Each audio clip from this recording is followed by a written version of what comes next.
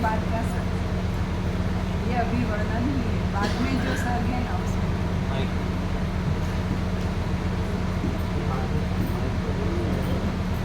एक सर्ग अभी हम पढ़ ले बाद में, इसमें अभी वर्णन ही है, बाद में चिदाकाश करना है। नेक्स्ट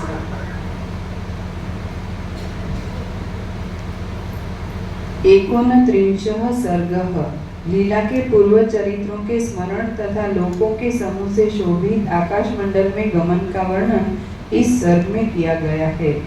श्री वशिष्ठ जी ने कहा, हे राम जी, इस शोभा को देखने के पश्चात शांति आदि साधन संपन्न वे दोनों देवियां उस ग्राम के भीतर वैसे ही पहुंची जैसे आत्मा को जानने वाले पुरुष और मोक्ष की श्री शोभा। हे राम जी, वह लीला इतने समय में अभ्यास के कारण से शुद्ध ज्ञान शरीर वाली तथा त्रिकाल विषय में निर्मल दर्शन वाली हो गई। इसके अनंतर उसने अपने आप ही बिना परिश्रम अपने पूर्व जन्म की मरण आदि संपूर्ण घटनाओं का स्मरण किया। लीला जी ने कहा, हे देवी, आपकी कृपा से इस देश को देखकर अपने पूर्व जन्म की सब चेष्टाओं को तथा जन्मांतर की परंपरा की संपूर्ण चेष्टाओं को भी स्मरण कर रही हूँ। हे भगवती, इसी स्थान में वृद्ध अतिकृष्ट नाड़ी मात्र शेष शरीर सहित शुष्क सूखे कुशों के अग्रभाग से हथेली छिद गई थी, ऐसी ब्राह्मणी में थी। पुनः मैं अपने पति के कुल को बढ़ाने वाली दही के मंथन दंड से अति शोभायमान छाट तथा मठा बोलने से संपूर्ण अतिथियों को माता के समान प्यार करने वाली देव ब्राह्मण तथा सज्जन महात्माओं की बड़ी भक्त, घृत गोरस आदि से गौरवर्ण भर्जनी पाक बटलोई चरु यज्ञ के पदार्थ पकाने की थाली घड़ा कलश आदि बर्तनों को शुद्ध करने वाली, नित्य ही गृह में कुछ अन्न रखने वाली, केवल एक कांच की चूड़ी कलाई में धारण करने वाली, जामाता जमाई कन्या भ्राता तथा माता पिता की नित्य पूजा करने वाली, देहपात पर्यंत सदा गृह के पोषण आदि कार्यों में रात्रि दिन बिताने वाली और पुत्र बहु तथा भृत्य आदि को तुमने स्नान में विलंब किया, तुमको भोजन करने को विलंब हो रहा है, इत्यादि शब्दों के कहने में सदा व्यग्र, मैं कौन हूँ, यह संसार क्या है, इत्यादि वार्ता को स्वप्न में भी न करने वाली, क्योंकि मेरे ही सदृश अविशुद्ध मति गृह कार्य में तत्पर केवल वैदिक यज्ञ आदि कर्म करने वाले ब्राह्मण की मैं स्त्री थी। मैं कौन हूँ, यह संसार क्या है, इत्यादि वार्ता को स्वप्न में भी न करने वाली, क्योंकि मेरे ही सदृश अविशुद्ध मति गृह कार्य में तत्पर केवल वैदिक यज्ञ आदि कर्म करने वाले ब्राह्मण की मैं स्त्री थी। यज्ञादि कार्यों के लिए ईंधन शाक आदि एकत्र करने में सदा तत्पर, मलिन कंबल से शरीर को ढकने वाली, अति क्रूर शरीर वाली वत्सा बच्चा के कर्ण के कीड़ों को हाथ से निकालने में सदा तत्पर, गृह में शाक की क्यारियों को सींचने के लिए भृत्यादि को बुलाने में सदा निमग्न, अति हरित जव के किनारों की तृणों को स्वयं लाकर बाल बच्चों को खिलाने वाली, प्रतिक्षण गृह के द्वार पर अद्भुत लेपन और चित्रकारी करने वाली, भृत्यादि को नीति की शिक्षा देने वाली, के दीनता पूर्वक किंचित लोक निंदा को भी सहने वाली तथा मर्यादा और नियम आदि के पालन करने में सदा वैसे ही लगी रहती थी जैसे समुद्र से उसका तट। हे देवी, इस प्रकार संसार के कार्यों करते हुए जीर्ण पुराने पत्ते के समान वर्ण वाले मेरे शरीर का दक्षिण कर्ण बधिरता को प्राप्त हो गया और वह शीर कांपने के कारण दोला झूला रूपता को प्राप्त हुआ। उसमें आरूढ़ श्रवण आदि व्यवहार सिद्ध करने वाली काष्ठ की यष्टि के जीवन की अंतिम दशा से मैं चिन्हित हो गई थी, अर्थात मुझे वृद्धावस्था ने घेर लिया था। श्री वशिष्ठ जी ने कहा, हे राम जी, इतना कहकर गिरिग्राम में भ्रमण करती हुई अब उसने अपने साथ विचरने वाली सरस्वती जी को आश्चर्य के साथ आगे कही हुई वस्तुओं को दिखलाया। हे देवी, यह मेरी पाटल के वृक्षों की अखंडित वाटिका है और यह पुष्प के उद्यान मंडप सहित अशोक वाटिका है। यह मेरी पुष्करिणी बावली है, जिसके तट के वृक्षों से ढीली ग्रंथियों में छोटे बछड़े आदि बंधे रहते हैं। यह मेरी शमी वृक्षों की वाटिका है, जिसने मेरे वियोग से पत्तों को भी त्याग दिया है। यह मेरी जल भरने वाली दीन दासी है, जो शोक के कारण अति क्रुश और अपना कार्य करने में असमर्थ प्रतीत हो रही है, तथा आज 8वें दिन भी अश्रुओं से पूर्ण नेत्र रोदन कर रही है। हे देवी, इस स्थान में मैं भोजन करती थी, यहाँ निवास करती थी, यहाँ स्थित रहती, यहाँ शयन करती, यहाँ जल पीती, यहाँ पदार्थों को देती और यहाँ पर फल पुष्प आदि लाकर रखती थी। यह मेरा ज्येष्ठ शर्मा नामक पुत्र मंदिर में रोदन करता है और दुग्ध देने वाली मेरी गौ जंगल में हरित घास चल रही है। गृह में वसंत ऋतु के आरंभ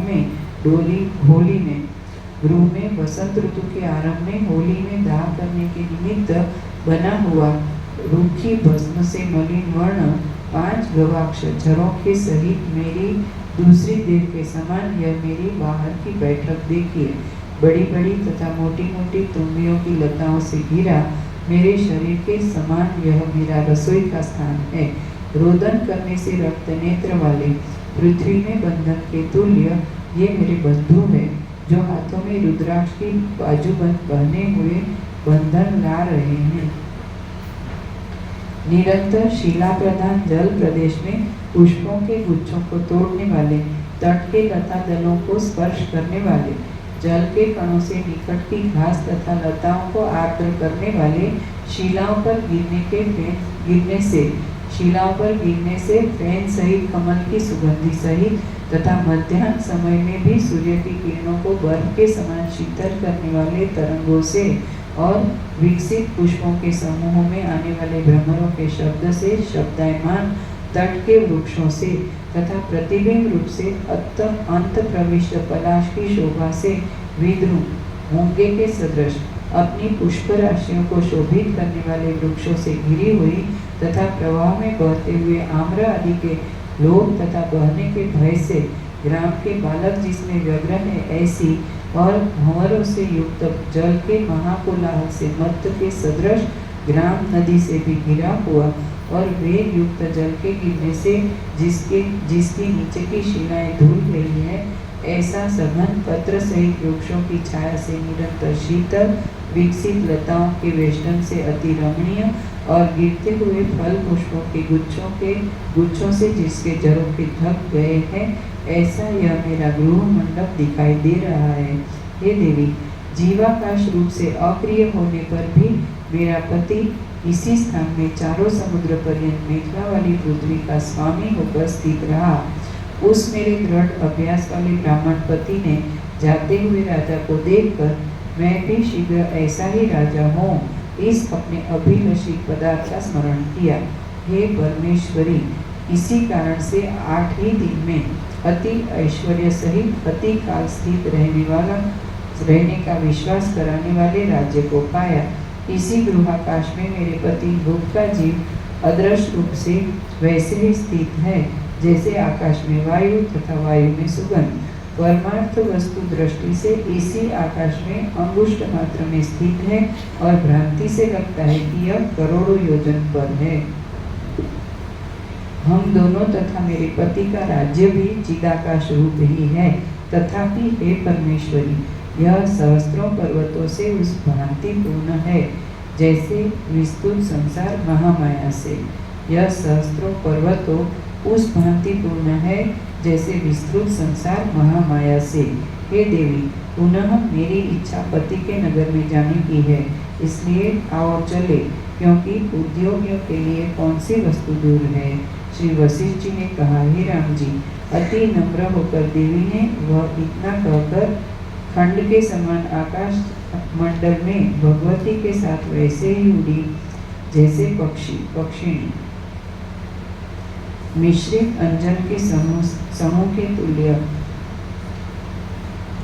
शांत समुद्र के सदृश, रमणीय श्री नारायण के अंग के समान श्याम वर्ण, भ्रमर के पीठ के समान निर्मल शोभायुक्त आकाश देश में वे दोनों उड़ी। प्रभु 320, अभी 320 पेज।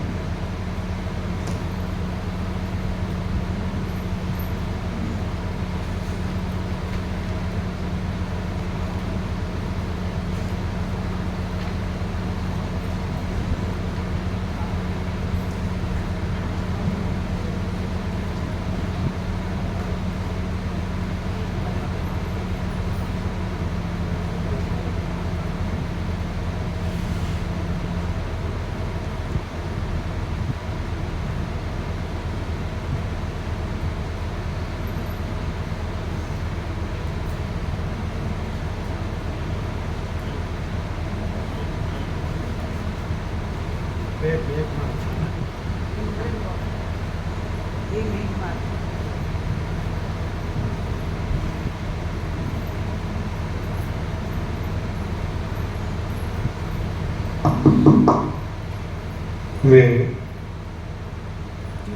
मेघमाल का अतिक्रमण करके, ठीक है, सुनाई देते सब, साफ सुनाई देते, साफ पीछे।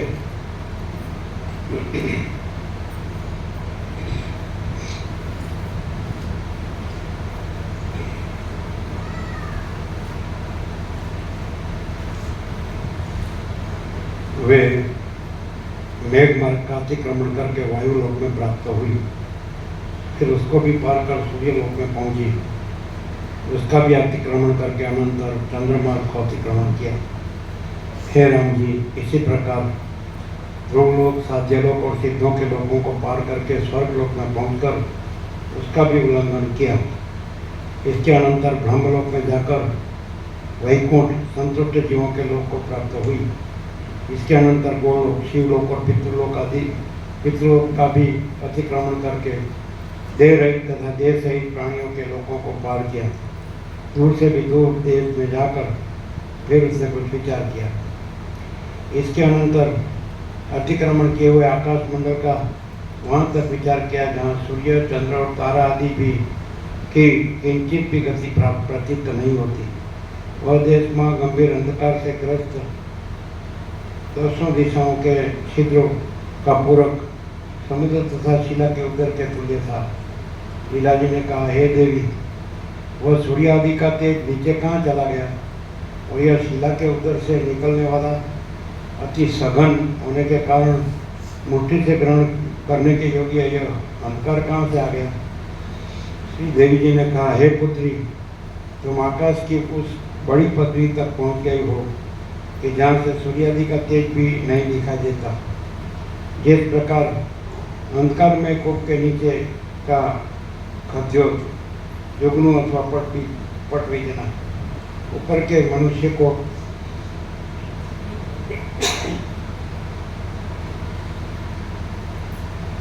नहीं दिखाई देता, उसी प्रकार यहाँ से सूर्य नहीं दिखाई देता। लीला जी ने कहा, हे देवी, यह कैसा आश्चर्य है कि हम लोग इतनी दूर आ गई कि जहाँ से सूर्य भी इतना नीचे रह गया कि परमाणु के सदृश कुछ भी दिखाई नहीं दे रहा है। हे भगवती, इसके आगे कौन सा और कैसा मार्ग है?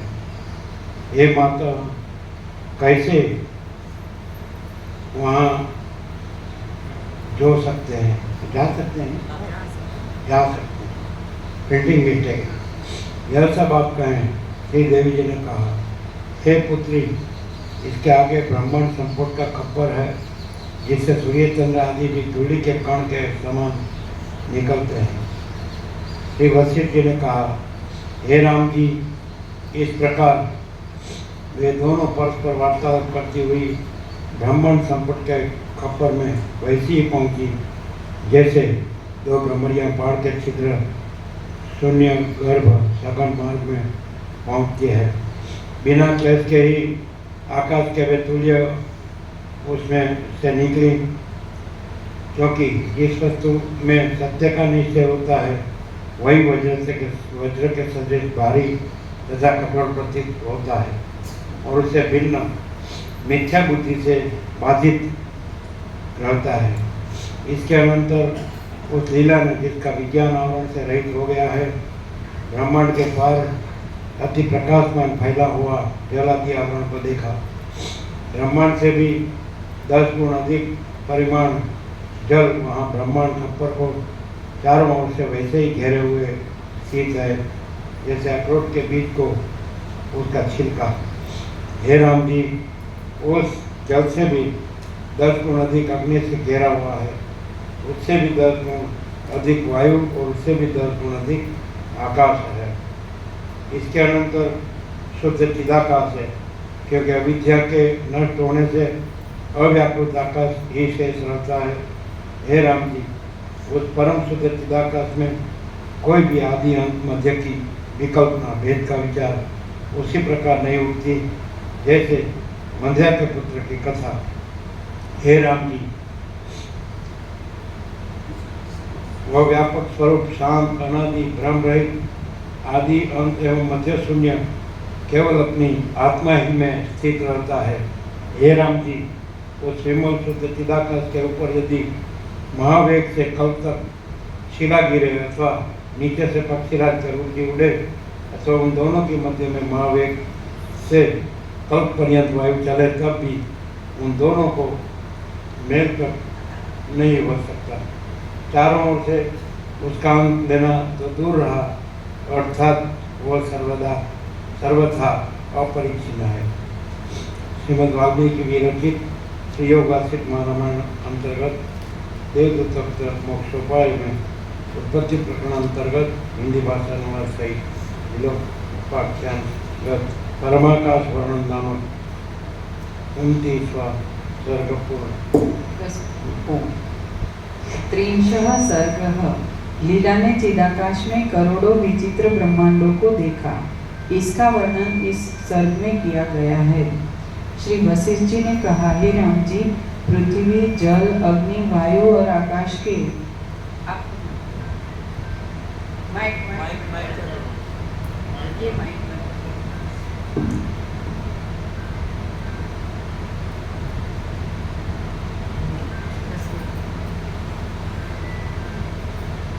श्री वशिष्ठ जी ने कहा, हे राम जी, पृथ्वी, जल, अग्नि, वायु और आकाश के यथाक्रम उत्तरोत्तर 10 गुण अधिक आवरण को उन दोनों ने क्षण भर में पार किया। उस पूर्वोक्त प्रमाण सहित परमाकाश में जैसे यह वर्णन किया हुआ जगत विस्तृत रूप से है, उसी प्रकार अन्य संपूर्ण ब्रह्मांड मात्र को उसी चिदाकाश में विस्तृत रूप से लीला ने देखा। पूर्वोक्त आवरण सहित अपने अधिष्ठान चेतन से भासित कोटियों सृष्टियों को उन ब्रह्मांडों में से लीला ने उस चिदाकाश में वैसे ही देखा जैसे धूप में उठते हुए त्रसरेणु। उस महाकाश रूपी महासमुद्र से अविद्या रूपी जल में महाचिद को स्फुरण के महाचिदाभाव से निकले हुए असंख्य बुद्बुदों के समान ब्रह्मांडों को देखा। उन ब्रह्मांडों के अभिमानी जीवों के संविद ज्ञान के अनुसार उनमें से किन्हीं को ऊपर से गिरते हुए, किन्हीं के ऊपर जाते हुए, किन्हीं को तिरछे जाते हुए और किन्हीं को स्थिरशील देखा। जहाँ जहाँ पर जिन जिन प्राणियों की जैसी जैसी संविद उदित हुई थी, वहाँ वहाँ पर उन प्राणियों के लिए वैसा रूप हो गया। यह वार्ता अनुभव करने वालों की दृष्टि से कहा, यथार्थ में तो इस चिदाकाश में न ऊर्ध्वपन है और न नीचापन है और न इस चिदाकाश में ब्रह्मांड का गमन आगमन है। वह पद तो वाणी और मन से अतीत, दिशा आदि सब द्वैत भाव से वर्जित है।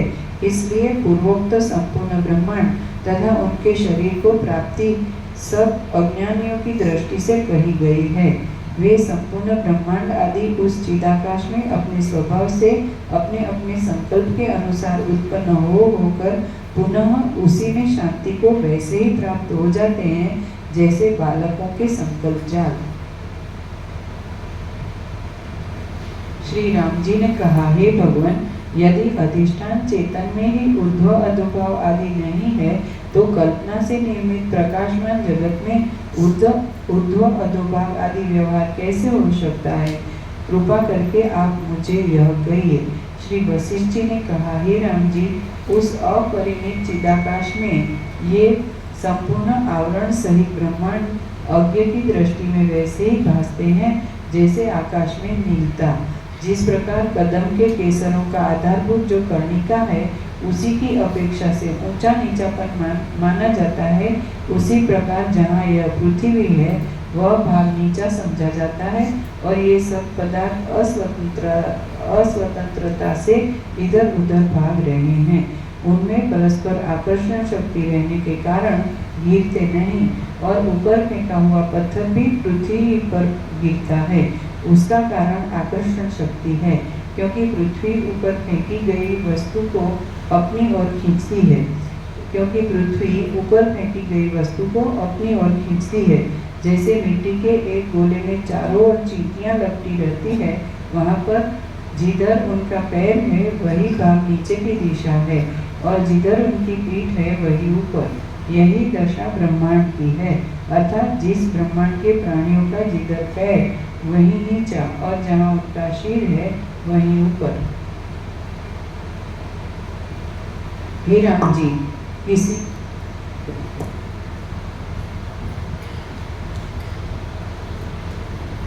चिदाकाश अपने केवल स्वरूप में देखता है, केवल चिदाकाश है। चिदाकाश अपने में कुछ नहीं ऐसा आभास मात्र देखता है, संसार भासता है।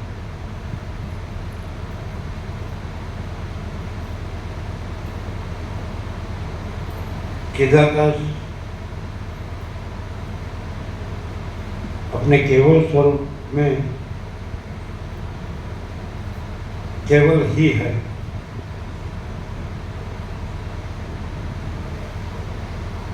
अपने में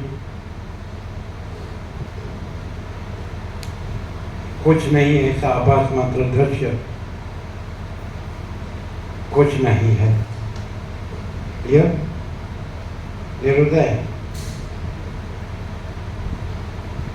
लिखा बराबर।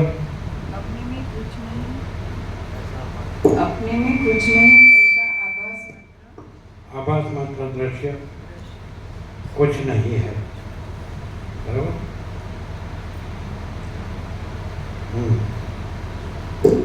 चिदाकाश अपने केवल स्वरूप में देखता है, केवल स्वरूप है। चिदाकाश अपने में कुछ नहीं ऐसा आभास मात्र देखता है, संसार भासता है। चिदाकाश अपने केवल स्वरूप में केवल स्वरूप ही है।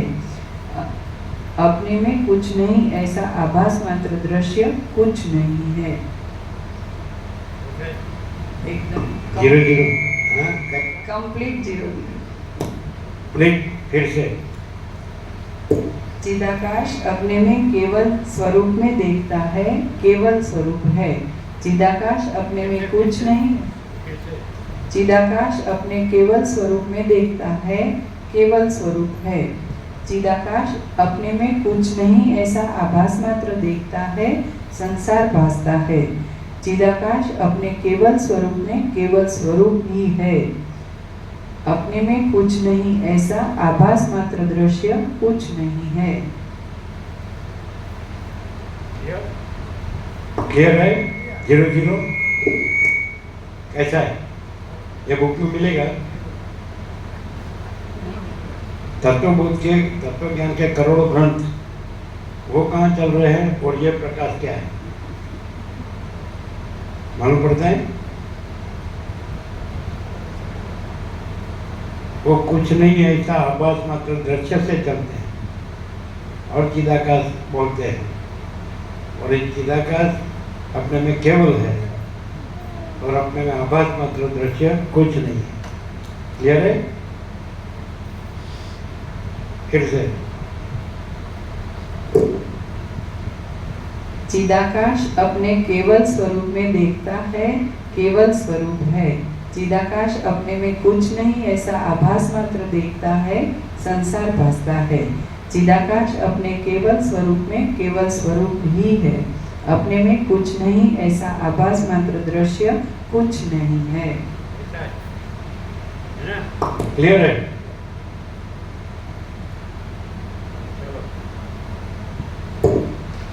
हे राम जी, किसी को यह भासता है कि यह भूतल वृक्ष वाल्मीकि जाल से घिरा है और किसी के हृदय में यह भासता है कि आकाश मनुष्य भिन्न देवता दैत्य और किम पुरुष आदि से घिरा है। कितने बाकी का सब जो करोड़ों तत्व ज्ञान के ग्रंथ है या उपचार है, उपदेश के उपचार है, तो कुछ नहीं है, ऐसे आभास मात्र से है। और ये चिदाकाश केवल स्वयं ही है, स्वयं केवल है।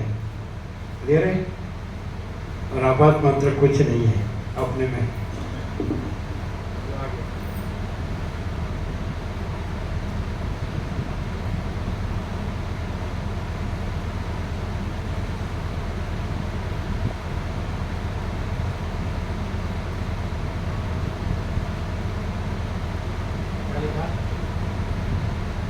चिदाकाश केवल स्वयं है और आभास मात्र कुछ नहीं। हे राम जी, किसी को यह भासता है कि यह भूतल वृक्ष वाल्मीकि जाल से घिरा है और किसी के हृदय में यह भासता है कि आकाश मनुष्य भिन्न देवता दैत्य और किम पुरुष आदि से घिरा है। कितने ब्रह्मांड सद्य कल्पनामय 4 प्रकार के प्राणियों के सहित और नगर ग्राम तथा पर्वत आदि सहित वैसे ही उत्पन्न हुए हैं जैसे अखरोट के फल के साथ उसका छिलका। जिस प्रकार विंध्याचल की भूमि में अनेक गज विचरते हैं, वैसे ही उस अधिष्ठान रूप आत्मा में ब्रह्मांड त्रसरेणु भ्रमण कर रहे हैं।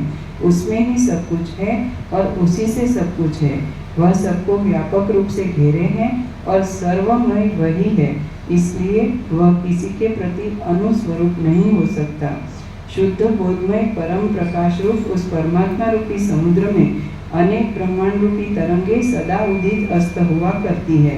उनमें से कितने ब्रह्मांड अव्याकृत रूप से चिदाकाश में स्थित हैं और पूर्व कल्प के संपूर्ण संकल्पों की बीजभूत लिंग उपाधि के क्षीण होने से अंधकार स्वरूप रात्रियों की तरह अव्याकृत कुछ ब्रह्मांड भीतर विद्यमान रहता है।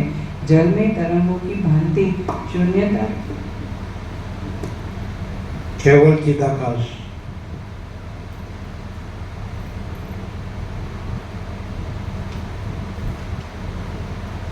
केवल चिदाकाश अपने केवल स्वरूप में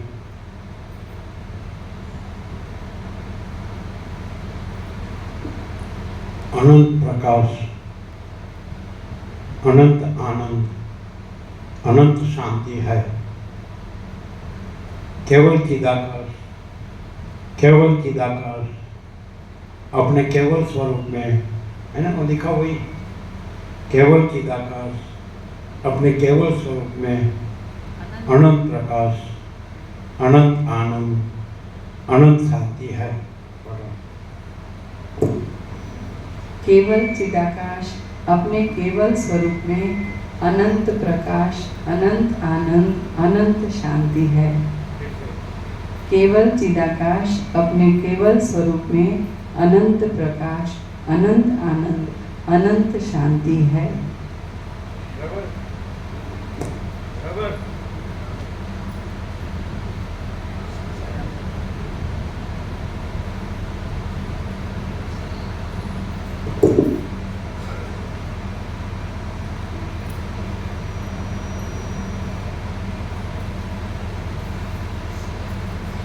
शुद्ध बोधमय परम प्रकाश रूप उस परमात्मा रूपी समुद्र में अनेक ब्रह्मांड रूपी तरंगे सदा उदित अस्त हुआ करती है।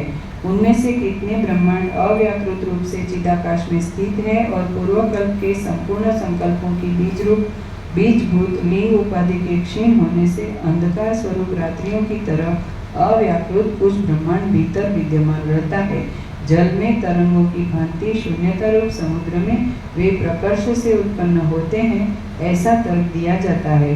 किन्हीं ब्रह्मांड के अंतर में कल्पांत पर्यंत घर घर शब्द हो रहा है, जिसे स्वाभाविक अज्ञान से दूसरों ने न तो सुना और न जाना ही, क्योंकि वे स्वाभाविक मूर्ता चिदाकाश, केवल चिदाकाश अपने केवल स्वरूप में कुछ नहीं ऐसा, कुछ नहीं ऐसा अज्ञान, अंधकार, दुख, अशांति संभवित ही नहीं है। केवल चिदाकाश अपने केवल स्वरूप में कुछ नहीं ऐसा अज्ञान, अंधकार, दुख, अशांति संभवित ही नहीं है। ठीक है, अभी पहले से लो। केवल चिदाकाश अपने केवल स्वरूप में अनंत प्रकाश, अनंत आनंद, अनंत शांति है। केवल चिदाकाश अपने केवल स्वरूप में कुछ नहीं ऐसा अज्ञान, अंधकार, दुख, अशांति संभवित ही नहीं है।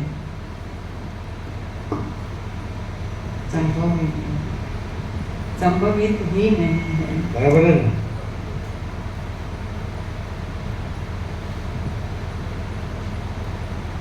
ज्ञान का उपदेश का उपचार की, ज्ञान के उपदेश के उपचार की बिल्कुल अपेक्षा नहीं है। ज्ञान के उपदेश के उपचार की बिल्कुल अपेक्षा नहीं है कि नहीं? क्योंकि केवल स्वरूप ही है। क्लियर है कि नहीं?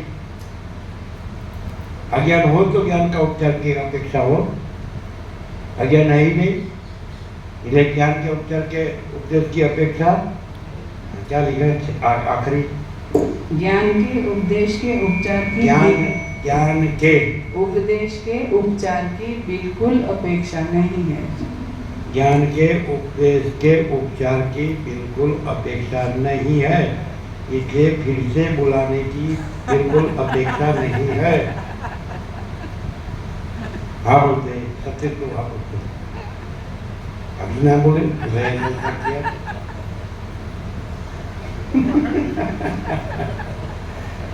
बात तो सही है ना? जगराम प्रभु से पूछिए।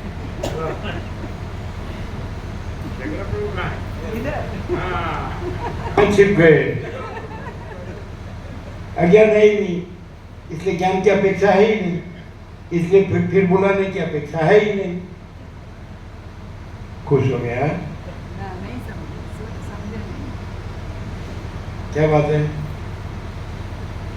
आज जोड़े उसका मतलब क्या होता है? नरोवा कुंजरोवा, न हाँ न ना, ऐसा।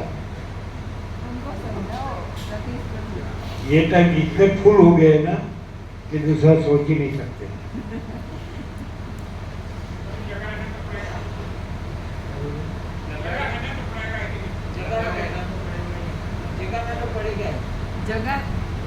जगह रहना तो पड़ेगा ही, लगा रहना तो पड़ेगा ही। माने उपचार ये फिर से जरूरी है ऐसा।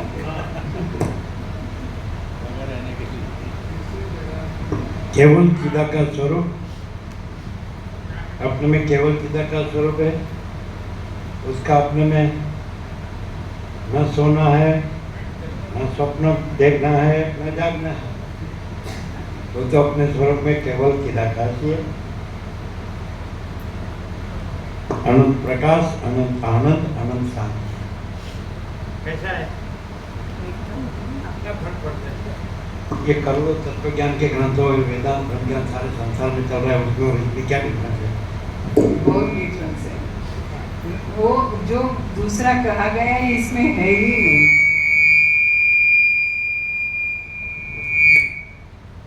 फिर भी डिफरेंस है।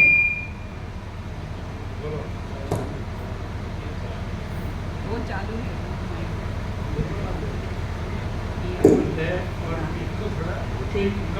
हाँ, ये जो प्रकाश है अपने आप इतना संपूर्ण है कि इसमें दूसरा कुछ ही भी नहीं है जिसका बात किया जाए। माने केवल स्वरूप है, और दूसरा जो कुछ भी है वो इसमें नहीं है, चाहे कैसा भी कहा जाए उसके लिए, पर वो ये प्रकाश में कुछ नहीं है, दृश्य में ही माने कुछ नहीं है, ऐसा अपीयरेंस है। और अगर कंपेरेटिवली कहा जाए तो ये जो है कुछ नहीं, वो अज्ञान को बेस में रखते हैं, पाया में, और मैं को ये करना है, वो मैं संसार में डूबा हुआ है, उसको परमात्मा प्राप्ति करनी है, और उसके लिए ये विधि है, ये निषेध है, और वो लगा रहता है जिंदगी भर। उसको मालूम नहीं पड़ता है कि भगवान केवल है, परमात्मा केवल स्वरूप है, और उसमें दूसरा कुछ हुआ नहीं है, और परमात्मा ने कभी स्वरूप छोड़ा नहीं है, माने वो जीव हुआ नहीं है जिसको ये करना पड़ेगा।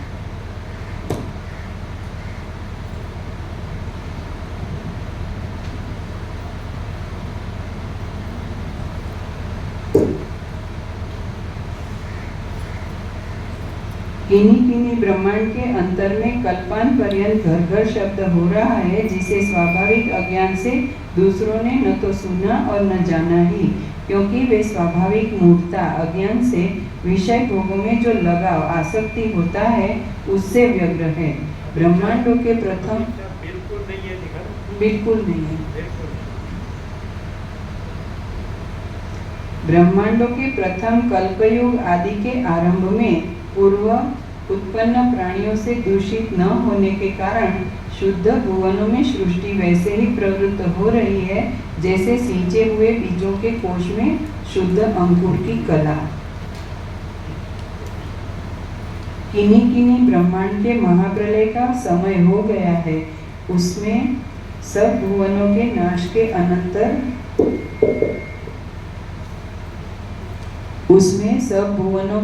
के अनंतर सूर्य, विद्युत तथा पर्वत आदि स्वयं ऐसे गलने लगते हैं जैसे घर्म घाम में नीम के कण। कितने ब्रह्मांड कल्प पर्यंत आधार देश न प्राप्त होने से सदा गिरे ही रहते हैं, जब तक कि सर्वथा नष्ट होकर वे पुनः न उत्पन्न हो, क्योंकि उनकी संवित महिमा है। इससे पूर्व में जो पतन का असंभव कहा था, उस शंका का अवसर नहीं है। कोई ब्रह्मांड आकाश में स्तंभ के तुल्य निश्चल रूप से स्थित है, और कोई स्पंदमय वासना से उत्पन्न होने के कारण वायु की गति के समान प्रकाशित हो रहे हैं। पूर्व कल्प के वेद शास्त्र संबंधी कर्म ज्ञान के अनुष्ठान रूप आचार से ब्रह्म पदवी को प्राप्त ब्रह्मा के प्रथम कल्प में ही अन्य ब्रह्मांड की अपेक्षा विलक्षणता का वर्णन किया है, तो उसकी आज की सृष्टियों की विलक्षणता पूर्ववत रही, तथापि दूसरे ब्रह्मा की सृष्टि की अपेक्षा तो इसका क्रम अनियत ही स्थित है। कोई ब्रह्मांड के प्राणी अपना स्वामी ब्रह्मा जी को मानते हैं, और कोई विष्णु को मानते हैं, और कोई शिव, भैरव, दुर्गा तथा विनायक आदि को मानते हैं, और कितने ऐसे भी हैं जो किसी को भी अपना स्वामी नहीं मानते। किन्हीं सृष्टियों के स्वामी विचित्र है, अर्थात स्रष्टाओं की विचित्रता से सृष्टियों की विचित्रता की कल्पना योग्य ही है। कोई ब्रह्मांड तिर्यक, पशु पक्षी आदि जंतुओं से पूर्ण है, कोई समुद्र से पूर्ण है, और कोई जन्म से ही रहित है। कोई पाषाण की शिला के सदृश सघन अंग वाले प्राणियों के सहित है, कोई कृमि कीड़े कोड़ेमय है, कोई देवताओं से पूर्ण है, कोई मनुष्यों से, और कोई अंधकार से पूर्ण है, क्योंकि उनमें उल्लूक के सदृश अंधकार में ही व्यवहार करने वाले प्राणी निवास करते हैं, और कोई प्रकाशमय है, क्योंकि उनमें वैसे ही व्यवहार करने वाले जीव रहते हैं। कोई उदुम्बर गुलर के फल के सदृश मशक के समान प्राणियों से पूर्ण है, और कोई शून्य गति वाले जीव सहित शून्य पूर्ण ही है। अनेक ब्रह्मांड पूर्वोक्त सृष्टियों से पूर्ण रहते हुए भी योगियों की बुद्धि में विकल्प ज्ञान विषयता को वैसे ही प्राप्त नहीं होते जैसे आकाश से पूर्ण पर्वत। जैसा आकाश पूर्ण पर्वत है, वैसे ही अशून्य स्वभाव आकाश है, और चिदाकाश तो इतना विस्तृत है कि विष्णु आदि अपने जीवन काल भर दौड़ते रहे तो भी यह इतना बड़ा है कि इसका परिमाण नहीं कर सकते।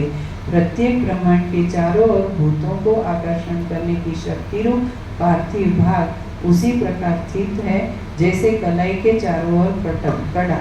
अपने दो चिदा दो सत्राक्षर है चिदाकाश के अनंत अमर अपार निरवधि अमर्याद एक सत्राक्षर हुआ।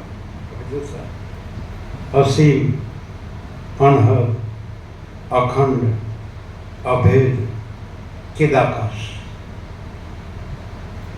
अनंत अमर अपार निरवधि अमर्याद असीम अनहद अखंड अभेद चिदाकाश।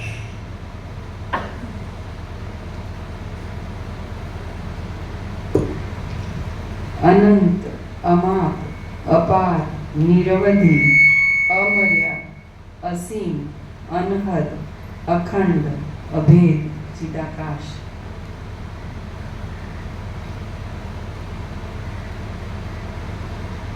अनेक ब्रह्मांड पूर्वोक्त सृष्टियों से पूर्व रहते हुए भी योगियों की बुद्धि में विकल्प ज्ञान विषयता को वैसे ही नहीं प्राप्त होते जैसे आकाश से पूर्ण पर्वत।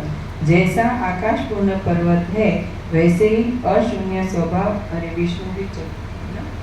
हाँ, हे राम जी,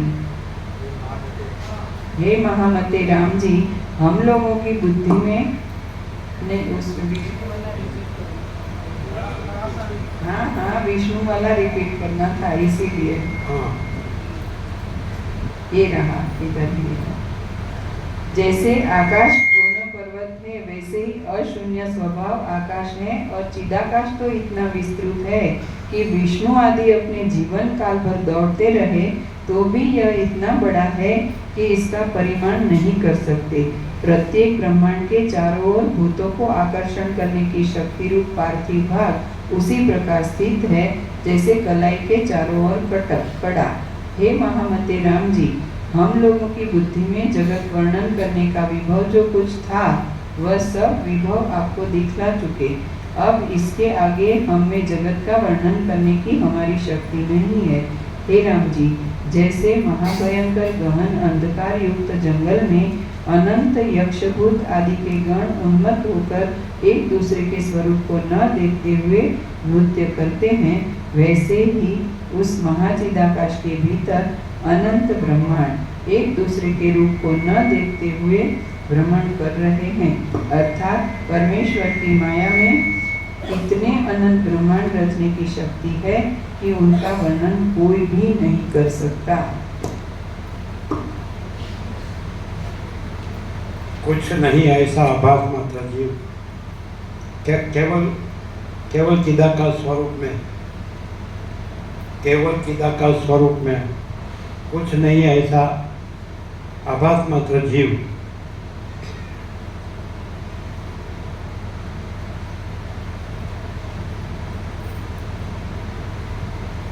क्षण मात्र आभास मात्र दृष्टि छोड़े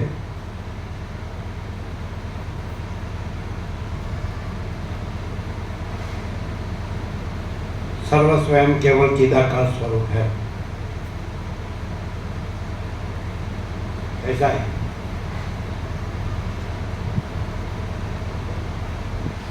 केवल चिदाकाश स्वरूप में बोलो। केवल चिदाकाश स्वरूप में कुछ नहीं ऐसा आभास मात्र जीव क्षण मात्र आभास मात्र दृष्टि छोड़े सर्व स्वयं केवल चिदाकाश स्वरूप है। केवल चिदाकाश स्वरूप में कुछ नहीं ऐसा आभास मात्र जीव क्षण मात्र आभास मात्र दृष्टि छोड़े सर्व स्वयं केवल चिदाकाश स्वरूप है। गोल्डन की है, केवल चिदाकाश स्वरूप है और आभास मात्र कुछ है कि नहीं। आभास मात्र दृष्टि छोड़े, फिनिश है ना, कुछ करना नहीं है।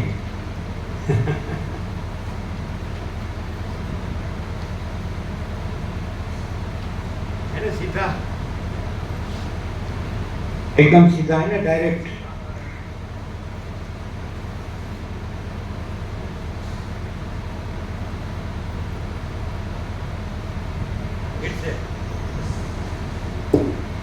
केवल चिदाकाश स्वरूप में कुछ नहीं ऐसा आभास मात्र जीव क्षण मात्र आभास मात्र दृष्टि छोड़े सर्व स्वयं केवल चिदाकाश स्वरूप है।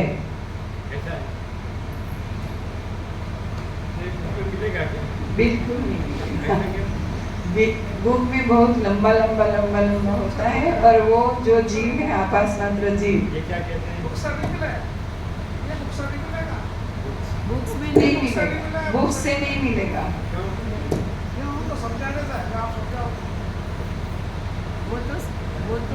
वो तो समझाने से है, ये आप समझाते हैं।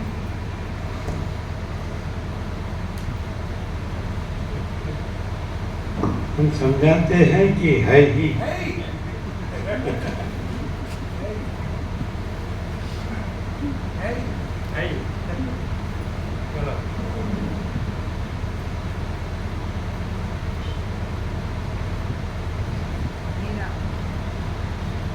वो समझाती हैं और हम है ही।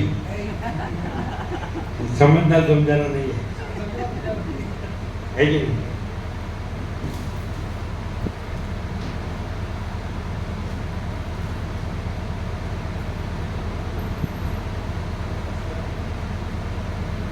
समझने समझाने में पूरा हो जाता है और है ही में कुछ समझना समझाना है ही नहीं, है ही सहज।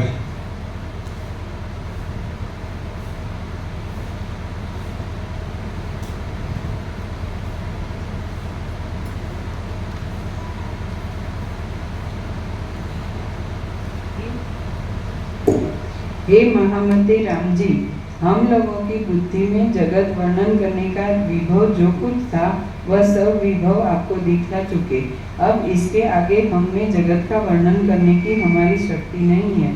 हे राम जी, जैसे महाभयंकर गहन अंधकार युक्त जंगल में अनंत यक्षभूत आदि के गण उन्मत्त होकर एक दूसरे के स्वरूप को न देखते हुए नृत्य करते हैं, वैसे ही उस महाचिदाकाश के भीतर अनंत ब्रह्मांड एक दूसरे के रूप को न देखते हुए भ्रमण कर रहे हैं। अर्थात परमेश्वर की माया में इतने अनंत ब्रह्मांड रचने की शक्ति है कि उनका वर्णन कोई भी नहीं कर सकता। श्रीमद् वाल्मीकि विरचित योग वासिष्ठ महारामायण अंतर्गत देवदूतोक्त मोक्षोपाय में उत्पत्ति प्रकरणांतर्गत हिंदी भाषानुवाद सहित लीलोपाख्यानगत विचित्र ब्रह्मांड कोटि वर्णन नामक 30वां सर्ग पूर्ण। 31 सर्ग। देवी तथा लीला द्वारा अंतपुर अनेक ब्रह्मांडों एवं शूरवीर आदि के लक्षणों से सजीव सेना के भी दर्शन का वर्णन इस सर्ग में किया गया है। श्री वशिष्ठ जी ने कहा, हे राम जी, इस प्रकार दोनों देखती हुई अपने जगत से निकल गई और फिर उन्होंने शीघ्र अंतपुर को देखा। वह अंतपुर पुष्पों के भार से पूर्ण महाराजा के मृतक शरीर से युक्त और मृतक शरीर के निकट स्थित अंत समाधि में निमग्न लीला के चित्त शरीर सहित शोक के कारण दीर्घ रात्रि होने से महानिद्रा युक्त मनुष्यों से पूर्ण धूप चंदन कर्पूर तथा कुमकुम के महासुगंध से व्याप्त था। पति के उस दूसरे संसार को देखकर लीला जाने के लिए अति लालायित हुई और इसी पूर्वोक्त मंडपाकाश में संकल्प के शरीर से गिरी। पति के संकल्प में संसार जो कुछ विस्तार युक्त था उसमें उन्होंने प्रवेश किया।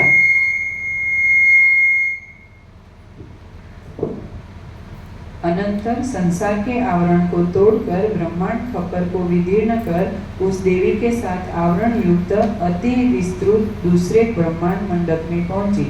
वेग से उसमें प्रवेश करके पंख के समान स्थित पति के संकल्प में जगत को वैसे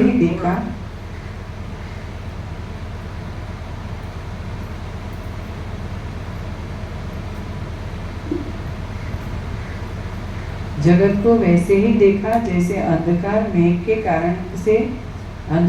के कारण से पंखमय पर्वत के छिद्र को सिंही।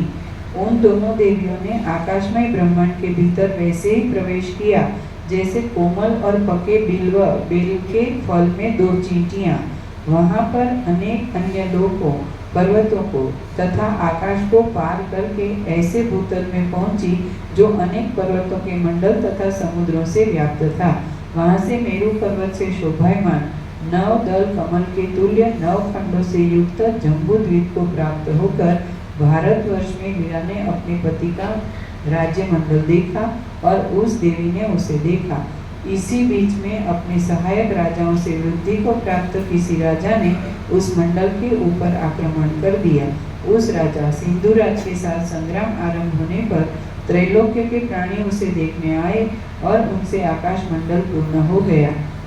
अंतर्धानादि छिप जाने की क्रिया में कुशल दोनों देवियों ने भय और शंका से रहित होकर आकाशचारी सिद्ध गंधर्वों से व्याप्त उस आकाश को मेघमाला आवृत हुए की भांति देखा।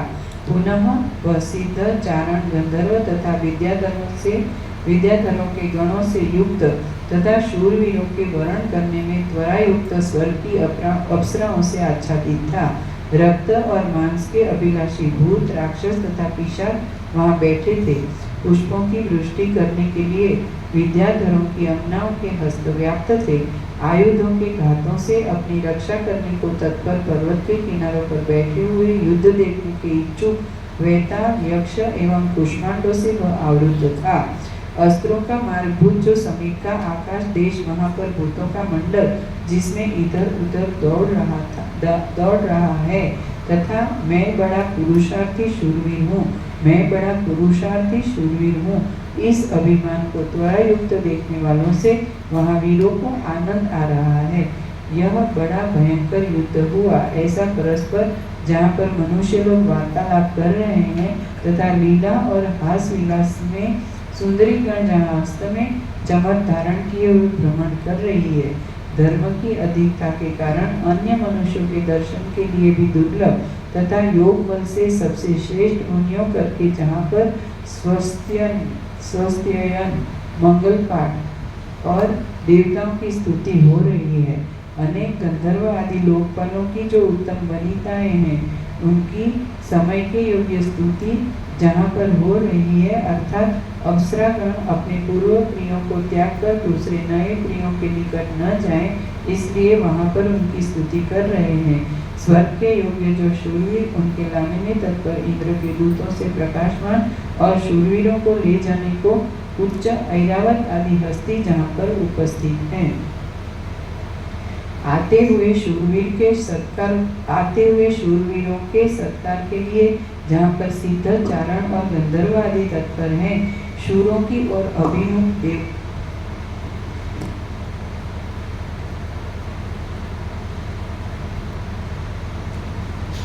चिदाकाश पहचान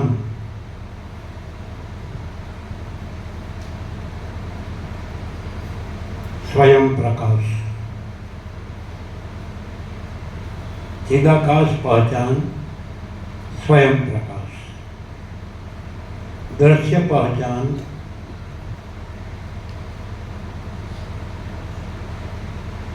आभास मात्र। ये वेदांत की डिक्शनरी में मिलेगा क्या? ब्रह्म ज्ञान की डिक्शनरी में मिलेगा?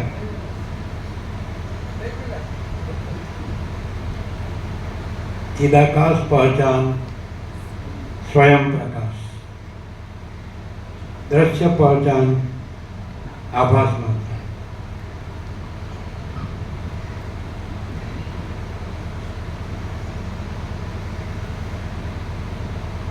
इतना ही विवेक जहां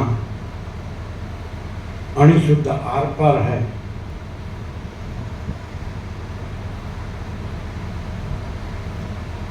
वह स्वयं ही केवल चिदाकाश स्वरूप है।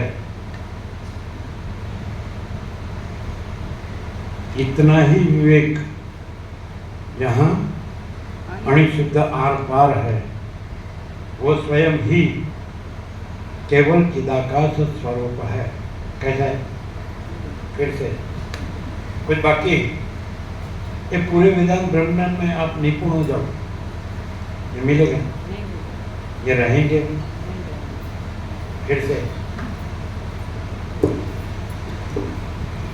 चिदाकाश पहचान स्वयं प्रकाश, दृश्य पहचान आभास मात्र, इतना ही विवेक जहाँ अणिशुद्ध आर पार है वह स्वयं ही केवल चिदाकाश स्वरूप है। चिदाकाश पहचान स्वयं प्रकाश, दृश्य पहचान आभास मात्र, इतना ही विवेक जहाँ अणिशुद्ध आर पार है वह स्वयं ही केवल चिदाकाश स्वरूप है। वो स्वयं ही। वो स्वयं। आपने एक लाख क्या लिखा? वो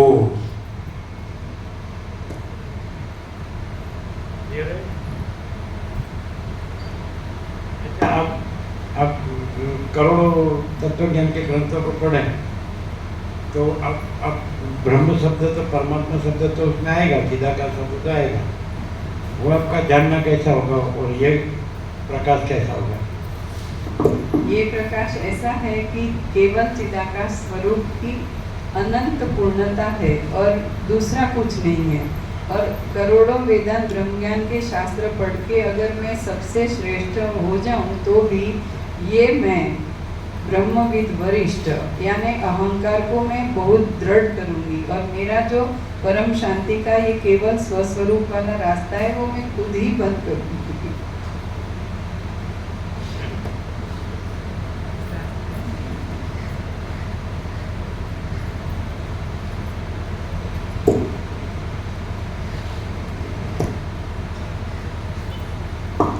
वो ब्रह्म नहीं लेकिन ब्रह्म राक्षस होता है।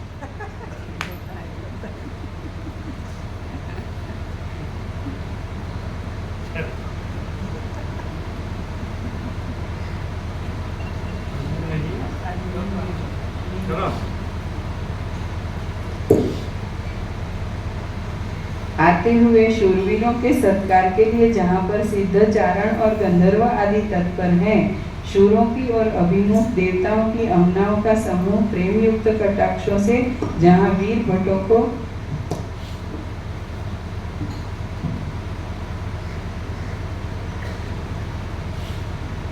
स्वयं प्रकाश चिदाकाश है।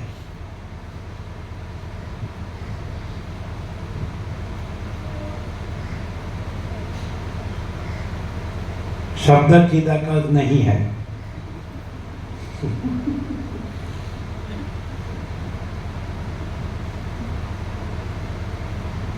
स्वयं प्रकाश चिदाकाश है, शब्द चिदाकाश नहीं है।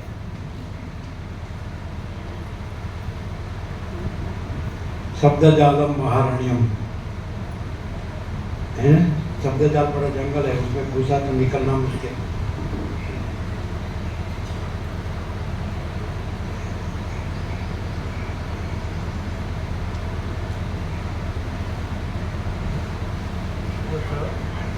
जो सहज परम शांति रहा है,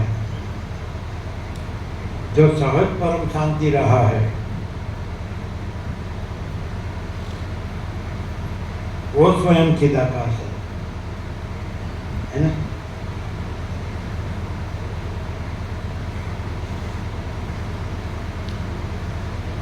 भले वो चिदाकाश ना बोले, है कि नहीं?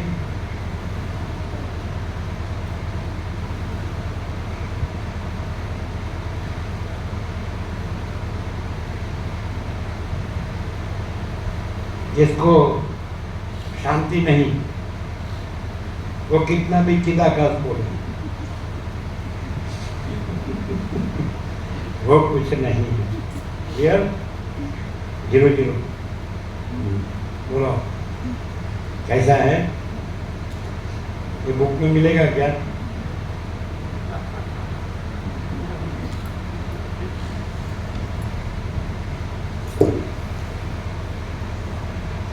स्वयं प्रकाश चिदाकाश है, शब्द चिदाकाश नहीं है। जो सहज परम शांति रहा है वो स्वयं चिदाकाश है, भले वो चिदाकाश न बोले।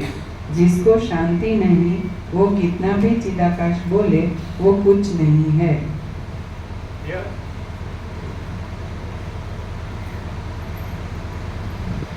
शूरवीरों की भुजाओं में लिपटने के लिए जहाँ पर स्त्रियों का मन अभिलाषी हो रहा है, स्वच्छ श्वेत वर्ण वीरों के यश से सूर्य भी जहाँ चंद्रमा के समान हो गया है, ऐसा आकाश था जिसको उन दोनों ने देखा। श्री राम जी ने कहा, हे भगवान, कैसा भट्ट शूर शब्द से कहा जाता है और स्वयं का भूषण कौन हो सकता है और बाल युद्ध किसको कहते हैं? श्री वशिष्ठ जी ने कहा, हे राम जी, शास्त्रोक्त आचार में तत्पर स्वामी के लिए जो रण में लड़ता है, चाहे वह मर जाए अथवा विजयी हो, उसी को शूर कहते हैं और वही शूरों के लोकों का भागी होता है। इसके विरुद्ध जो प्राणियों के शरीर को काटे अथवा रण में मर जाए, उसे बाल युद्ध में मृत कहा जाता है और उस मनुष्य को नरक मिलता है। जिस पुरुष का आचार शास्त्र के विरुद्ध है, उसके लिए जो संग्राम में युद्ध करता है, वह मरने पर नरक में अवश्य जाता है। जो पुरुष यथासंभव शास्त्र तथा लोक के आचार में तत्पर है और शास्त्र के अनुसार ही युद्ध करता है, वही स्वामी भक्त तथा शूर कहलाता है। गौ, ब्राह्मण, मित्र, सज्जन तथा शरणागत के लिए जो युद्ध करता हुआ जो मरता है, वह नर स्वर्ग का आभूषण बनता है। अवश्य पालन करने के योग्य जो अपना देश है, उसका पालन करने में जो आभास मात्र दृष्टि न रखे,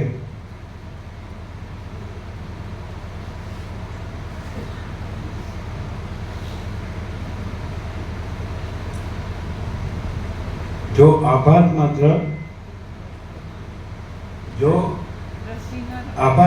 दृष्टि न रखे, वो कुछ भी किए बगैर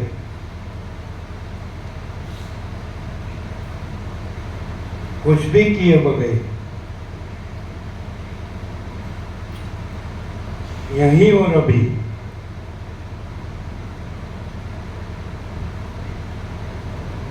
सहज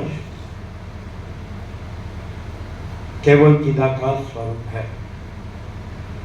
कैसा है? ये वेदांत ब्रह्म ज्ञान में आता है। हाँ बोलो।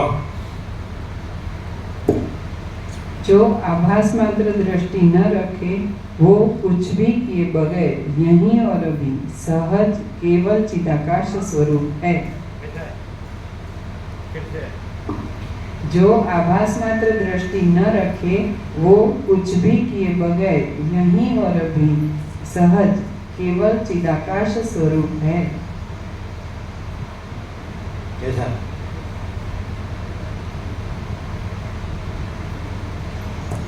आभास मात्र दृष्टि में भ्रमे,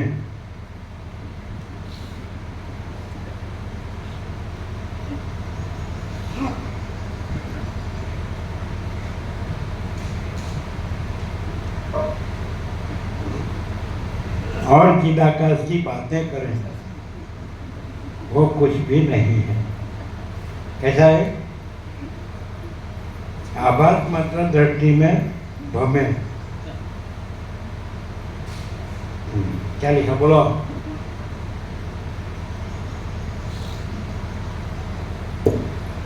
आभास मात्र दृष्टि में भ्रमे और चिदाकाश की बातें करे, वो कुछ भी नहीं है।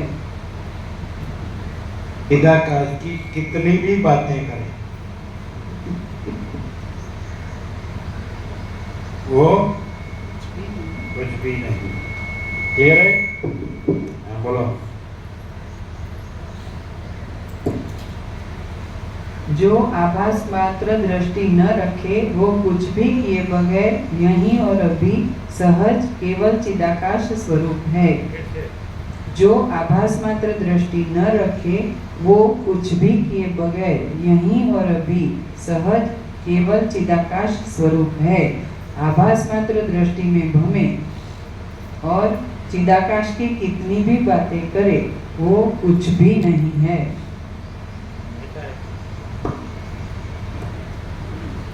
अरे माशाल्लाह माशाल्लाह तो करो।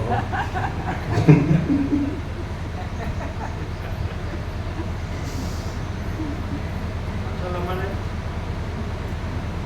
वाह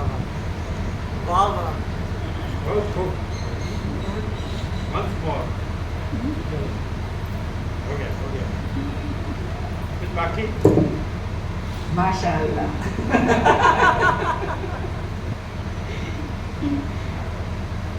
कैसा है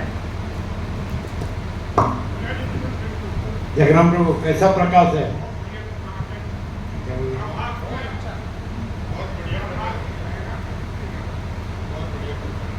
क्या बोले?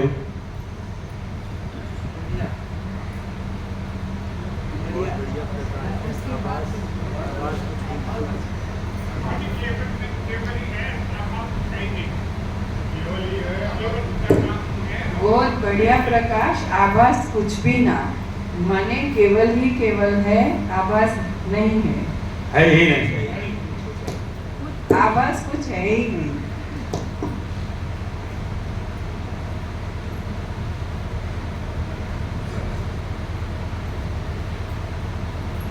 अवश्य पालन करने योग्य जो अपना देश है, उसका पालन करने में जो राजा सदा तत्पर रहता है और उसके लिए जो वीर मरते हैं, वे ही वीर लोकगामी होते हैं। जो राजा प्रजा के उपद्रव में लगा रहता है, ऐसा स्वामी चाहे राजा हो अथवा अन्य हो, उसके लिए जो लड़कर मरते हैं, वे अवश्य नरकगामी होते हैं। जो शास्त्र के अनुसार नहीं चलते, ऐसे स्वामी चाहे वह राजा हो अथवा और कोई हो, उनके लिए जिनके शरीर रण में काटे, वे नरकगामी होते हैं। जब धर्मपूर्वक युद्ध किया जाता है, तभी वीर को स्वर्गलोक में स्थान मिलता है। यदि ऐसा न हो तो परलोक के भय से रहित दुष्ट मनुष्य दूसरों का नाश कर दे। जो शूरवीर युद्ध में मारा जाता है, वह अवश्य स्वर्ग में जाता है। यह जो बार बार कहा जाता है, उसका अभिप्राय यह है कि योद्धा धर्मपूर्वक लड़ने वाला हो, यही शास्त्र का निश्चय है। जो सदाचार में निष्ठ स्वामियों के लिए तलवार की धार को सहन करते हैं, वे ही शूरवीर कहलाते हैं। शेष बाकी बाल युद्ध अथवा कपट युद्ध में मृतक कहलाते हैं।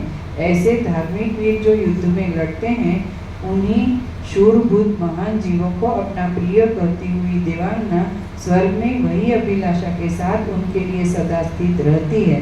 विद्याधरियों के मनोहर गीत से पूर्ण शूरवीरों के गले में पहनाने के लिए अथवा अपने केश पाशों में गूंथने के निमित्त मंदार पुष्पों की मालाओं को लिए ललनाओं से व्याप्त रमणीय सूर सिद्धों की श्रेणी जहाँ पर विश्राम कर रही है और उत्सव के लिए ऊर्ध्व देश में जिसकी शोभा प्राप्त हुई है, ऐसा वह आकाश जिसमें युद्ध हो रहा है शोभित हुआ। श्रीमद् वाल्मीकि विरचित योगाशिष्ट महारामायण अंतर्गत देवदूतोक्त मोक्षोपाय में उत्पत्ति प्रकरणांतर्गत हिंदी भाषानुवाद सहित लीलोपाख्यानगत युद्ध प्रेक्षिका स्थितांबर वर्णन नामक 31वां सर्ग पूर्ण।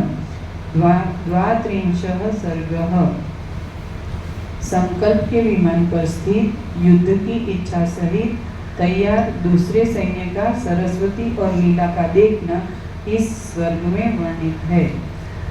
श्री वशिष्ठ जी ने कहा, हे राम जी, इसके अनंतर सरस्वती सहित जहाँ पर शूरवीरों के भरने के लिए अप्सराएं नृत्य कर रही है, ऐसे आकाश में स्थित लीला ने पृथ्वी पर चतुरंगिणी सेना से घिरे हुए अपने पति से पालित अपने राज्यमंडल में सिंह, वृश्चिक, राक्षस, पिशाच आदि का आधार होने से द्वितीय आकाश के समान भयंकर किसी विस्तार युक्त वन में संचलित समुद्र के समान दूसरे सैन्य को देखा। वह सैन्य जिसको दोनों ने देखा, महान कार्यों के आरंभ में अति सघन, दोनों राजाओं के युक्त मत के समान स्थित, युद्ध करने को सर्वथा सन्नद्ध तैयार, अग्नि के समान अद्भुत देदीप्यमान पूर्व काल का अस्त्रों के प्रहार देखने के अर्थ चंचल नेत्रों से लक्षित तीक्ष्ण खड़ग की धार रूप जलधारा को धारण करने वाले मनुष्यों सहित परशु, तोप, बर्छी, गदा, मुद्गर आदि की शोभा से युक्त गरुड़ जी के पक्ष से संचलित वन के संपात के समान कंपित, उदय काल के सूर्य की किरण के समान कवचों के प्रकाश से शोभित, एक दूसरे का मुख देखकर कोप से अस्त्र शस्त्रों को उद्यत तैयार करने वाले मनुष्यों सहित परस्पर एक दूसरे से लड़ने वाले की ओर दृष्टि बांधने से भित्ति में लिखित चित्र के समान अर्पित सर्पादि के निवारणार्थ मर्यादा रूप दीर्घ रेखा से अपनी स्थिति को सीमा के भीतर स्थापित रखने वाले निवारण करने में असमर्थ महासेना के झंकार शब्द से जहाँ पर एक दूसरे की वार्ता को नहीं श्रवण कर सकते, ऐसे राजा से अज्ञात होकर पूर्व प्रहार न हो, इस कारण से अधिक काल तक दुंदुभी बाजा जहाँ पर शांत कर दिया गया है, ऐसे और श्रेणीबद्ध योद्धा की जिसके अंग है, योद्धा ही जिसके अंग है, ऐसी सेना सेवक रूप 2 धनुष प्रमाण मनुष्यों से शून्य मध्य भाग रूप से त्रिपुर से ऐसे विभाग किया हुआ, जैसे कल्प के वायु से संचलित समुद्र संकट के वेग से दोनों राजा शरीर में चिंता से वशीभूत जहाँ पर हो रहे हैं, भय के मारे रटते हुए मंडलों के कंठ के चर्म के समान भीरू पुरुषों के हृदय रूपी गुहा जहाँ पर कांप रही है, प्राण तथा सर्वस्व त्यागने के अर्थ जहाँ पर असंख्य योद्धागण उद्योग के लिए सहित उपस्थित हैं और धनुर्धारी लोग बाणों को छोड़ने के लिए कर्णांतक धनुषों को जहाँ पर खींच रहे हैं और प्रहारों का पात देखने के लिए असंख्य सैनिक चेष्टा रहित हो गए हैं तथा युद्ध की अभिलाषा से परस्पर क्रोध करके भ्रुकुटी भौहों को चढ़ाने से देखने में भयंकर और परस्पर अभिघात संवर्धन से कवचों से कड़े टंकार शब्द जहाँ पर हो रहे हैं तथा वीर योद्धाओं की क्रोध युक्त मुख रूपी अग्नि से जल के समान वीरू लोग जहाँ पर पर्वतों की कंदराओं में जाने के अभिलाषी हो गए, जहाँ पर परस्पर युद्ध के दर्शन पर्यंत सबका जीवन संशयग्रस्त हो गया है, वही भांति रोमांच होने के कारण ऊर्ध्व और तिरछी दिशा को हस्ती तथा मनुष्य वृद्धि को जहाँ प्राप्त हो गए हैं, प्रथम कौन प्रहार करता है इसको देखने के लिए चित्त व्यग्र होने के कारण संपूर्ण कोलाहल जहाँ शांत हो गया है, जैसे निद्रा में प्राप्त कोई नगर, संपूर्ण शंखों के समूह, तुरही तथा नगाड़े आदि के शब्द जहाँ पर सर्वथा शांत हो गए हैं और जहाँ पर धूली पृथ्वी पर और मेघ आकाश में लीन हो गए हैं और जहाँ पर भीरुजन लड़ने वाली सेना के आभूषण रूप शूरवीरों के मंडलों को त्याग कर भागने में तत्पर हो गए हैं, अतएव चारों ओर फैले हुए मकर और मत्स्यों का युद्ध जहाँ हो रहा है, ऐसे संक्षोभित समुद्र के समान प्रकाशमान पताका रूपी लताओं ने जहाँ पर आकाश के तारागणों की शोभा को जीत लिया है तथा हाथी वनों के ऊपर किए हाथों से जंगल के समान मानो दूसरा आकाश देश बन गया है, चलते हुए प्रकाश के कुंज से जहाँ पर अस्त्र शस्त्र मानो पक्ष सहित के समान प्रतीत होते हैं तथा नगाड़ों के धमाधम शब्दों से और शंख आदि के शब्दों से जहाँ पर आकाश का मध्य भाग पूर्ण हो गया है, कहीं पर चक्रव्यूह युद्ध के लिए सेना की रचना विशेष बनाने में तत्पर पुरुषों से दैत्यों के ऊपर आक्रमण करने देवताओं के सदृश प्रकाशमान और कहीं गरुड़ व्यूह की रचना से इधर उधर नागों का समूह दौड़ रहा है, कहीं श्वेत व्यूह से विभाग किए हुए दूसरे सैन्य की रचना में जहाँ पर परम उत्तम ध्वनि हो रही है, कहीं परस्पर भुजाओं के संघर्ष से अनेक समूह के समूह गिर रहे हैं, कहीं अनेक प्रकार की व्यूह रचना से अगाड़ी निकले हुए वीरों का उत्तम शब्द हो रहा है और कहीं हाथ में घुमाने के कारण मत्त के समान मुद्गरों के समूह भ्रम रहे हैं, कृष्ण वर्ण अस्त्र शस्त्रों के किरणों से उठे हुए के समान मेघों से सूर्य भगवान श्याम कर्ण कर दिए गए हैं, कहीं सेना के वेग से उत्पन्न वायु से कांपते हुए पल्युल नरकुट आदि के तृणों से सु शब्द हो रहा है, प्रलय करने में समर्थ ऐसे पुष्करावर्तक आदि अनेक मेघों के समूह के सदृश जिसके अग्रभाग में स्थित हैं और प्रलय काल के वायु से संक्षोभित समुद्र के समान उत्थित उसी काल में कटे हुए महामेरु के 2 पक्षों के समान देदीप्यमान, महामेरु के 2 पक्षों के समान देदीप्यमान तथा संचालित वायु से कांपते हुए अंजन पर्वत के सदृश और पाताल के गर्त से संक्षोभित अंधकार के समान निकला हुआ तथा उन्मत्त नृत्य से चंचल और शोभायमान है तट जिसके, ऐसे लोकालोक पर्वत के समान और पृथ्वी के भेदन करके महानरक के समूह के समान आविर्भूत तथा चंचल बर्छी मुसल तलवार और पशु की किरणों से श्याम के सदृश करने वाले मेघों से अनेक भुवनों को मनो अनंत प्रवाहों से अगाध समुद्र के समान करने को उद्यत ऐसे दो सैन्यों को देखा। श्रीमद् वाल्मीकि विरचित योग वासिष्ठ महारामायण अंतर्गत देवदूतोक्त मोक्षोपाय में उत्पत्ति प्रकरणांतर्गत हिंदी भाषानुवाद सहित लीलोपाख्यांगत आहवारंभण नामक 32वां सर्ग पूर्ण। ओम ओम ओम।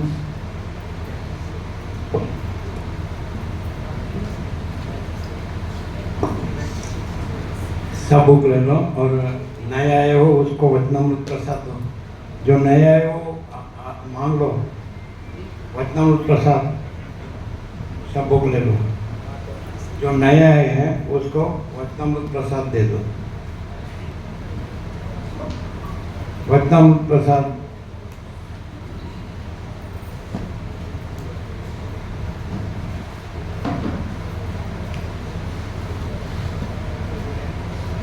जो नया है वो सबको वचनामृत प्रसाद दो।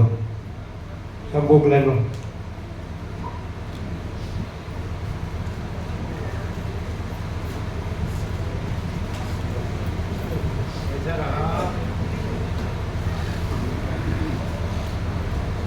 ब्रह्म बोलना नहीं है, ब्रह्म बोलना नहीं है, शांति से रहना है।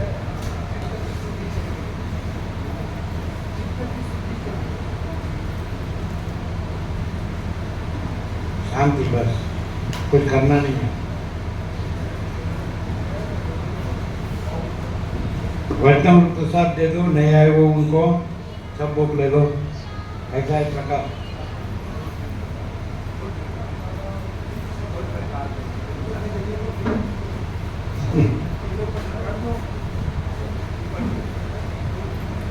और भी लिखना है तो लिख सकते हैं।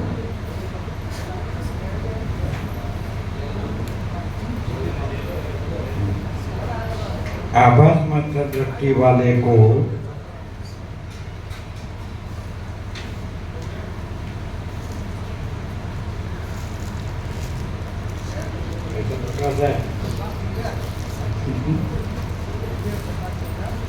आभास मात्र दृष्टि वाले को आभास मात्र दृश्य में आभास मात्र ऐसा प्रकार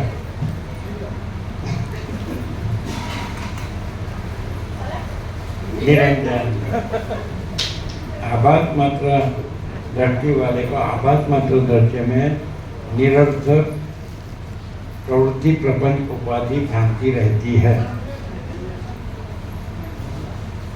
ले लो, कोई जाना मत, प्रसाद है और प्रसाद देते हैं, ले लो प्रसाद दो सबको फटाफट। अरे ये देते नहीं है, ये सबको दो।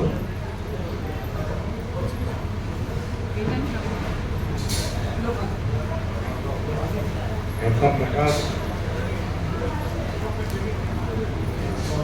आभास मात्र दृश्य में निरर्थक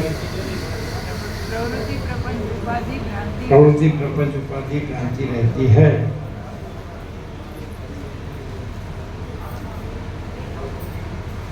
आभास मात्र दृष्टि रहित को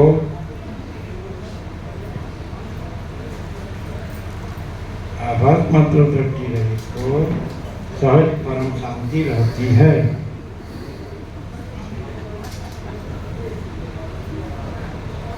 क्या बोला, क्या कहा? आभास मात्र दृष्टि वाले को आभास मात्र दृश्य में निरर्थक प्रवृत्ति प्रपंच उपाधि भ्रांति रहती है। आभास मात्र दृष्टि रहित को सहज परम शांति रहती है।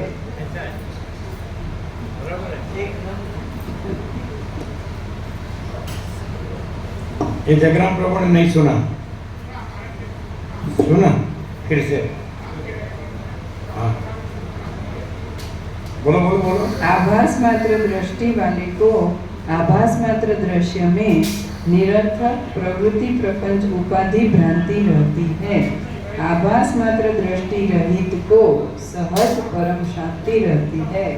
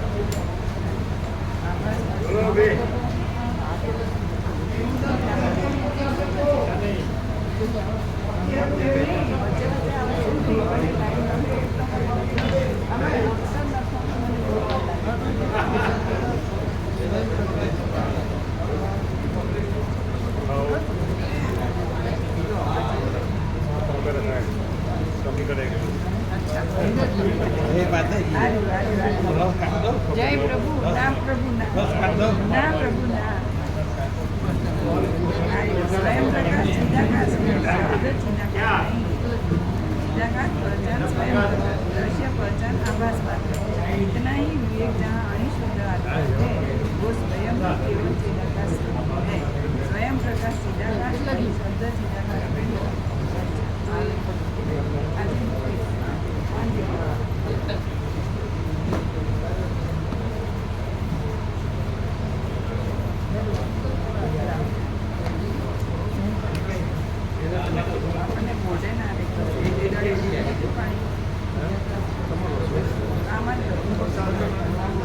અને આજથી તો એટલે પહેલાં મોકલવાનું ચાલુ કર્યું છે વચ્ચે વચ્ચે ટાઈમ પણ પેલું ટાઈપનું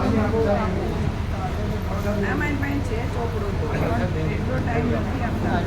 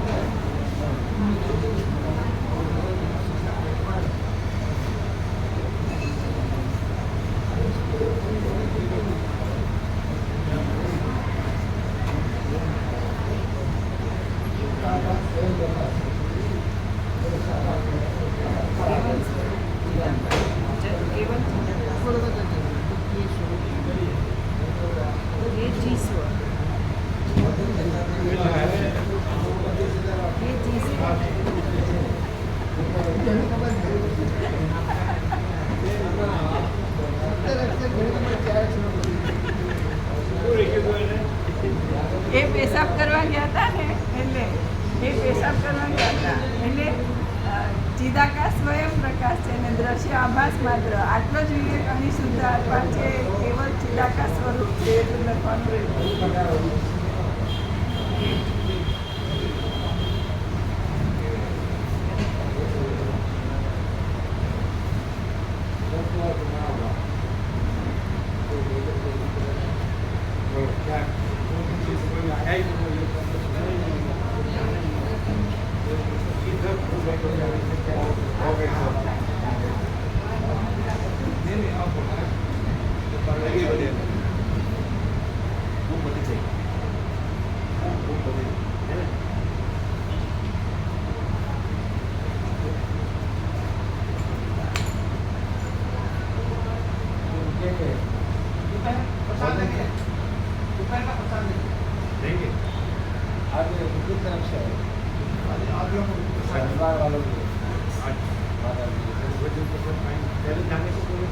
हमने कहा ऐसी सेवा नहीं है यहाँ से लेना पड़ेगा आपका सेवा ऐसा से कोई क्योंकि आदि भी है उधर कुछ काम है भी मांगा है यहाँ भी मांगा है लेकिन दादा भी मुझे सेवा वापसी ले जाओ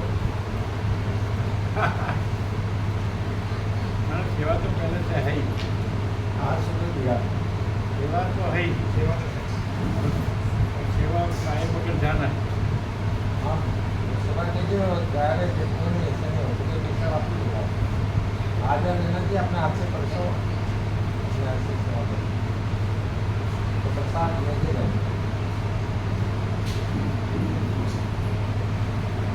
ठीक है। कौन हमारा निकोला कौन बुलाए ना कौन प्रसाद दो फुल आनंद मानो किसी को आओ कहो किसी को रहो कहो तो जाओ कहो नर्मदा फल निकोला अम्बाबाई